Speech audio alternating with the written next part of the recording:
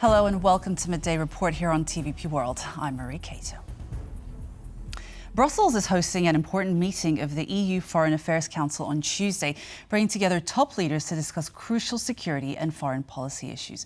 The meeting, chaired by EU High Representative for Foreign Affairs and Security Policy, Kaja Kallas, will include separate sessions for EU defence and foreign affairs ministers. In the morning, defence ministers focused on EU military support for Ukraine following an exchange with Ukrainian Defence Minister Rustem Umerov and NATO Secretary-General Mark Rutte. They will also discuss the implementation of the White Paper for European Defence, aiming to boost readiness by 2030. In the afternoon, the foreign ministers will turn their attention to Russia's ongoing war in Ukraine, with insights from Ukrainian Foreign Minister Andriy Sybiha. A very intense day. First, we have the Foreign Affairs Council for Defence, where we're going to discuss the implementation of the White Paper. And then we will have a Foreign Affairs Council where we have topics Ukraine, Syria and the Middle East. So first on Ukraine, I think it is important, as we have all said, 27 of us, that there has to be full and unconditional ceasefire. Ukraine has already agreed to this 60 days or more than 60 days ago, and we have agreed that if Russia does not agree, what we saw yesterday, then we will put more pressure. So we will agree on the 17th package of sanctions today, but we continue on working on the next strong package of sanctions to put more pressure on Russia so that they would also want peace. It's not about achieving 5% in between 1 year. The plan is to achieve that in between 5 to 7 years by increasing the defense budget by 0.2% per annum. So this is a totally different approach, first point. The second point is I rather prefer to talk about refilling the requirements of NATO in terms of capabilities and capacities. This is much more important and expensive enough. And if we do that in between the time we get for it, then it's in any aspect better and more worth the work than just talking and discussing about 3.5, 4 or 5%. I'm sure we won't be able to do all that with 3%, but it's a way we have to go, and the most important thing is to begin this way and to start really refilling the NATO requirements. We have to discuss, of course, the current threats facing NATO and therefore also EU territory and the wider NATO territory. That's, of course, the ongoing threat of Russia, the build-up in China, the military build-up, but also terrorism. So that means we will no doubt discuss today ramping up defense spending, ramping up defense production, but also what we collectively need to do to make sure that Ukraine has what it needs to bring this war to a lasting and durable end, be it a ceasefire, a long-term ceasefire or a peace deal. But it means the ongoing support for Ukraine will no doubt also be on the agenda today. The European Union is set to propose its next budget in a few weeks, says EU Budget Commissioner Piotr Serafin. The new financial plan will reflect current priorities and answer future challenges, Serafin says. In just a few weeks, the Commission President will present the Commission's proposal for the next long-term budget. In line with the President von der Leyen's political guidelines, we are working very hard in the College on a proposal that will set the course for a modernized and reinforced EU budget. An EU budget that reflects today's priorities and can answer tomorrow's challenges. In preparing this proposal, the President asked us to engage in a close dialogue with all the stakeholders of the budget, the governments, the regions, the parliaments, and civil society. European Commission President Ursula von der Leyen has said that the next proposed EU budget will be flexible enough to react to the rapid pace of global technological development. Von der Leyen says that the more frequent natural disasters are expected due to climate change.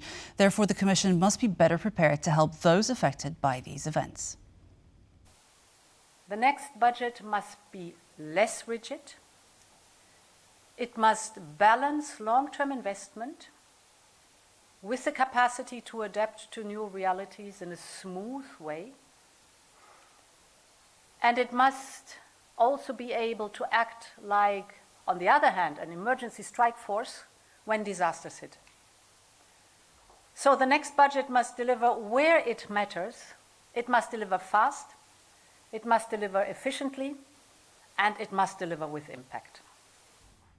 US President Donald Trump commented on his recent phone call with his Russian counterpart, Vladimir Putin. According to Trump, he asked the Russian president to stop the war in Ukraine, otherwise the US would step away from peace negotiations. Trump also said that Putin has had enough of the conflict and wants the war to end. I said, when are we going to end this, Vladimir? I've known him for a long time now. I said, when are we going to end this bloodshed, this bloodbath? It's a bloodbath. But I said to him, we got to get going. And I did say also, if I thought that you couldn't do it, I'd step away, because what are you going to do? We don't have boots on the ground. We wouldn't have boots on the ground. But I did say, it's time. You got to stop this thing. And I believe he wants to stop. Look, I would be, I think, very able to tell whether or not he wanted to or what. I thought there was a very good chance, like a 50-50 chance, that he would say, I want to take the whole thing. I didn't know what he was going to say. And then they have a different kind of a problem. But I believe he wants to stop. Responding to those comments, Ukrainian President Volodymyr Zelensky called on his American counterpart to tighten sanctions against Russia if Moscow fails to agree to a ceasefire in Ukraine. According to Zelensky, if there is no ceasefire, new EU sanctions will be introduced, which the Ukrainian leader says should be followed by a package of restrictions from the US. The European sanctions will be announced and will be strong. We have specific dates. We have certain agreements, I'm sure of it. And moreover, I would also like to reassure you that another package will follow. Should there be no ceasefire from the Russian side, there will be robust European sanctions. And with regard to the package from the US, I believe this is a different story.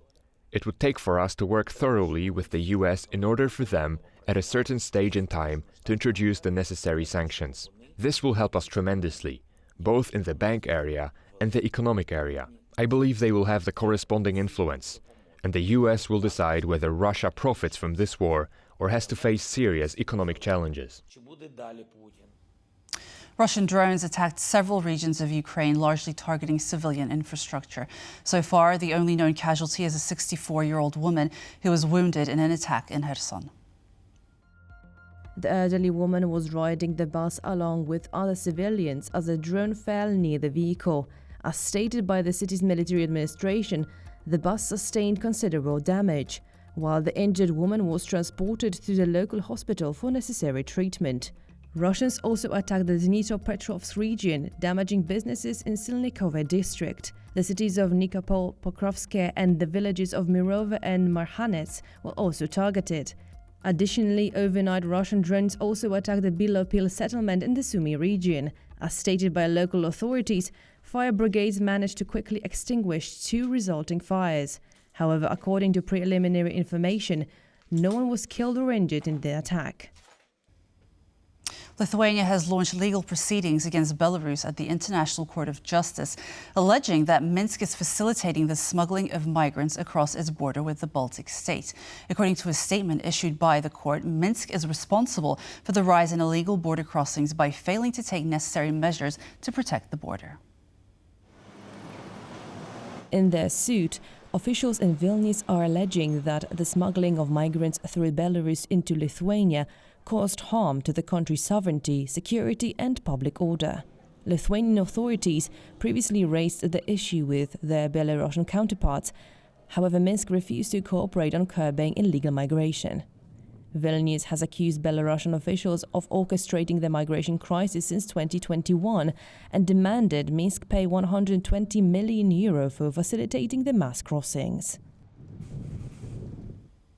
3 men are going on trial on Tuesday in Munich for allegedly spying for Russia and plotting sabotage against Germany's military and railway infrastructure. At the higher regional court in Munich, 3 German-Russian dual nationals stand accused of planning sabotage attacks on military and railway targets in Germany. The primary suspect, Dieter S., is believed to be the ringleader of the operation, while his co-defendants, Alexander J. and Alex D., are accused of aiding him. Prosecutors have also charged Dieter S. with membership in a foreign terrorist organization for his alleged connection to a pro-Russian militia in eastern Ukraine. The trial is expected to continue for several months, with over 40 hearings scheduled through December.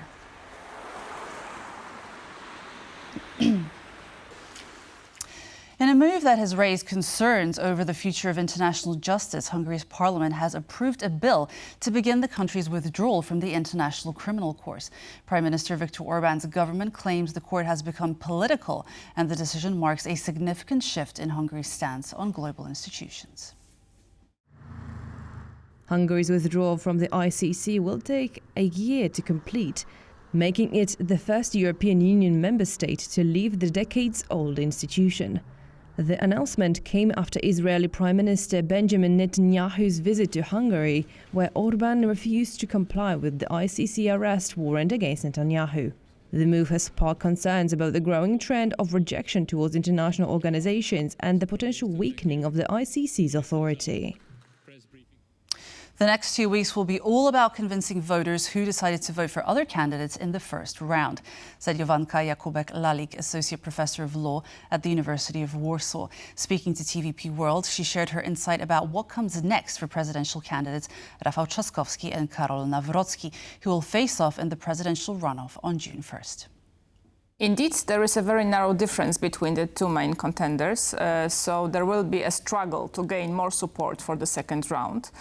So basically what we need to sum up are the electoral votes coming from two different, let's say, political families in general. So one political family is liberal-oriented, and there we can count not only the Civic Platform Liberal Party, but also the coalition partners and the left-wing parties. But on the other hand, we also have the right-wing and ultra right-wing parties, with also extreme right candidate Grzegorz Braun, who actually gathered quite a lot of support, and that was one of the surprises of the yesterday's election results. So indeed, next 2 weeks will be all about convincing the voters who decided to vote for other candidates in the first round, and also to gain more support and to mobilize the people who decided to stay home.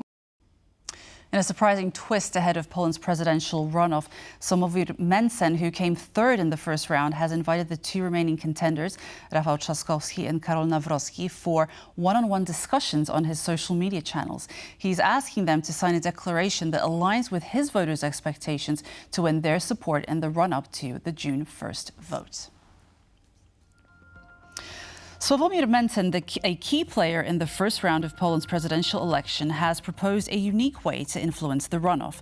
Inviting both Rafał Trzaskowski and Karol Nawrocki to appear on his YouTube channel, Mencen said he would ask them to sign a declaration addressing 8 key points that align with his voters' values. The issues in question include promises not to raise taxes, maintain Poland's sovereignty, and oppose military involvement in Ukraine. Mencen, who picked up 14.8% of the vote in the first round, hinted that he may even consider endorsing one of the candidates if they successfully address his concerns, but emphasized that the primary goal was for them to convince his voters. The presidential runoff is scheduled for June 1st, with both Trzaskowski and Nawrocki still competing for the support of Mencen's sizable voter base.